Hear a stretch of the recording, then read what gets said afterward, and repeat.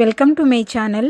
ఈరోజు అమ్మ వంటల రుచిలో ఎంతో ఈజీగా క్యాబేజ్ పెసరపప్పు కూర ఏ విధంగా తయారు చేయాలో చూద్దాం.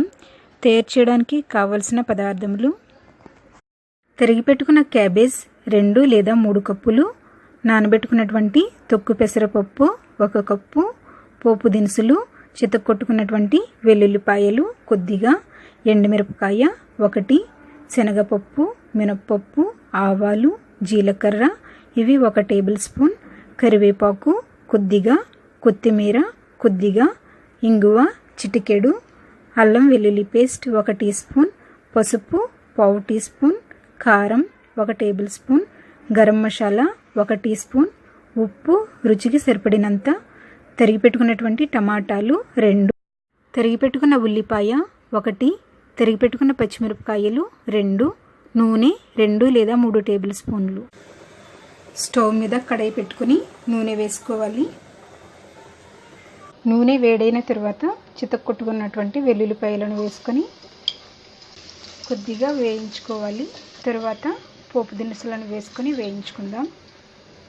ఇవి వేగిన తర్వాత కొద్దిగా ఇంగువ, కరివేపాకు, ఉల్లిపాయ ముక్కలు, పచ్చిమిరపకాయ ముక్కలను వేసుకొని వేయించుకుందాం. ఇవి వేగిన తర్వాత అల్లం వెల్లుల్లి పేస్ట్, పసుపు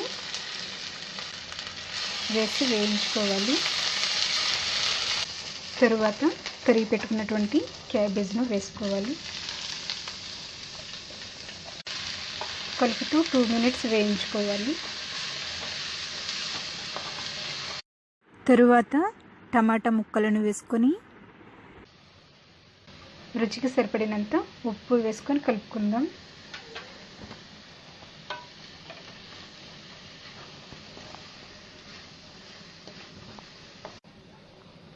కలుపుకున్న తర్వాత మూత పెట్టుకొని లో ఫ్లేమ్లో 3 నుంచి 5 నిమిషాలు మగ్గించుకోవాలి. మగ్గించుకున్న తర్వాత నానబెట్టుకున్నటువంటి తొక్కు పెసరపప్పును వేసుకుందాం.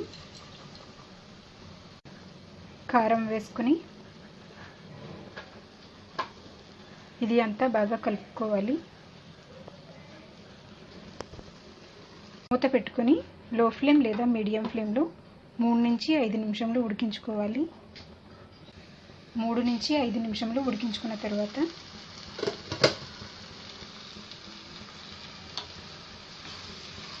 గరం మసాలా పొడి, కొత్తిమీరను వేసుకొని కలుపుకుందాం.